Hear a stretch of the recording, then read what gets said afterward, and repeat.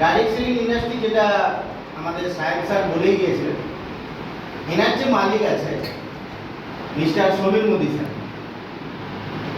এনাদের 3 পুরুষের বিজনেস যদি দেখা যায় 1933 সাল থেকে ভারতবর্ষে বিজনেস শুরু করেছিলেন 400 টাকা দিয়ে সমীর মোদি স্যারের দাদু রায় বাহাদুর গুজরামান মোদি। আপনি যে কোনো হয়তো ইতিহাস বইয়েতেও আপনারা নাম শুনেছেন।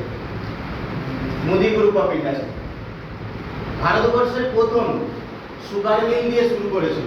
আমাদের তার আগে সুগার মিল ছিল না, চিনি মিল।